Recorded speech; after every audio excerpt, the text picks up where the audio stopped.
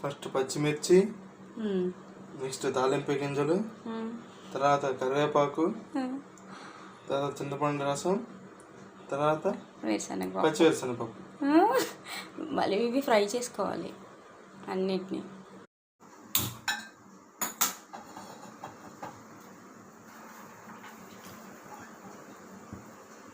First ఇవి fry చేసుకున్నాను without oil, తర్వాత ఆయిల్ అన్నీ ఫ్రై అవుతాయి. ఫస్ట్ వేరుశనగపప్పు ఇది పచ్చివి కాబట్టి కొంచెం ఫ్రై చేసుకున్నాం. ఆయిల్ లాస్ట్లో వేసేది.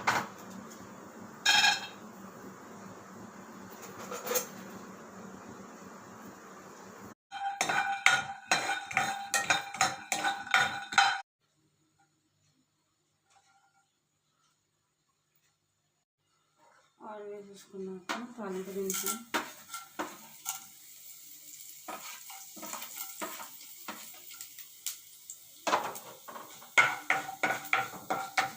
ఆల్రెడీ పాన్ వేడిగానే ఉంది కాబట్టి జస్ట్ ఒక 10 minutes ఇలా చేసుకుని ఫ్రై చేసినా సరిపోయింది.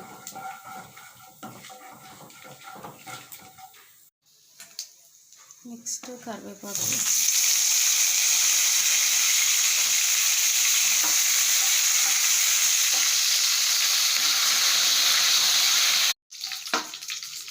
నెక్స్ట్ పచ్చిమిర్చి వేసేసుకొని ఫ్రై చేసుకుని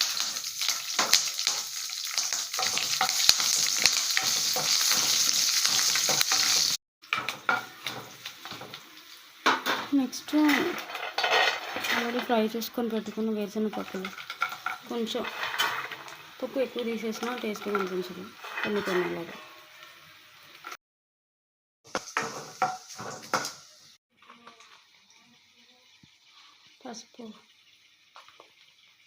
పసుపు ఎక్కువ వేసుకోవాలి కొంచెం, పులిహోర అంటే పసుపే కదా వేసుకోవాలి.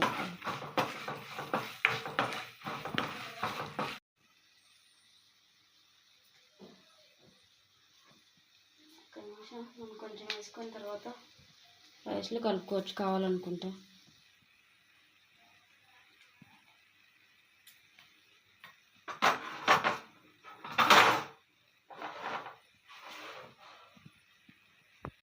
రసం ఉడికించుకున్నాము, ఇది తీసేస్తే మంచిది ఎందుకంటే పప్పులు మెత్తగా అయిపోకుండా ఉంటాయి. నెక్స్ట్ చింతపండు రసం వేద్దాం. ఇది థిక్ కన్సిస్టెన్సీ వచ్చిన వరకు అలా ఉంచాలి. ఇది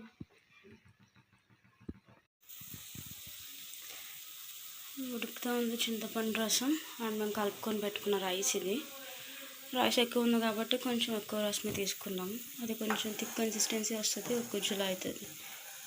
అప్పుడు అయ్యేంతవరకు ఉంచుకున్నాం. థిక్ కన్సిస్టెన్సీ వచ్చింది కదా, చింతపండు రసం కాస్త గుజ్జు అయింది.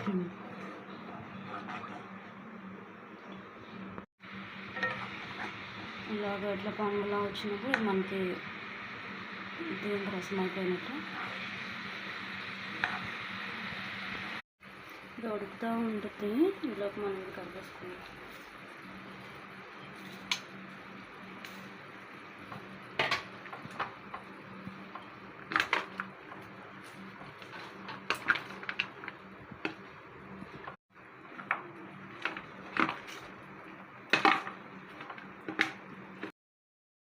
మొత్తానికి సరిపోయింది, అంటే అంత ఎక్కువ అవ్వలేదు తక్కువ అవ్వలేదు, మీడియం సరిపోయింది కదా.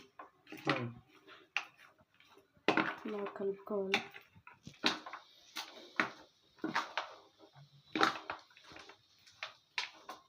నెక్స్ట్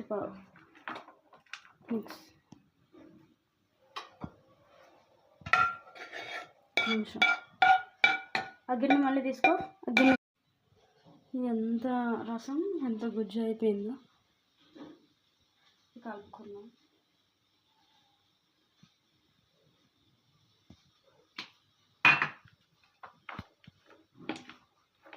పట్టుకునేలా పెట్టేసి సరిపోతుంది.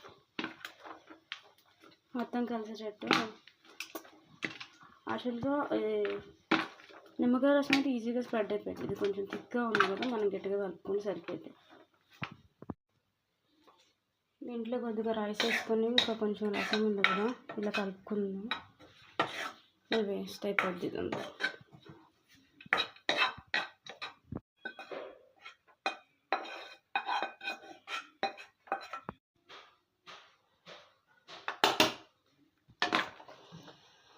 ఉప్పు అండ్ పులుపు సరిపోయిందేమో చూసుకుంటా. Ready to eat. ఇంకా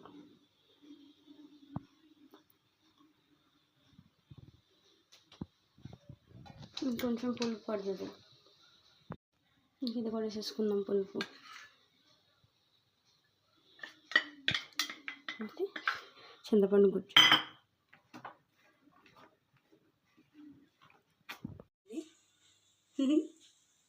టేస్టీ. ఎన్నిసార్లు మళ్ళీ టేస్ట్ అంట. ఓకే, పర్ఫెక్ట్, బాగుంది.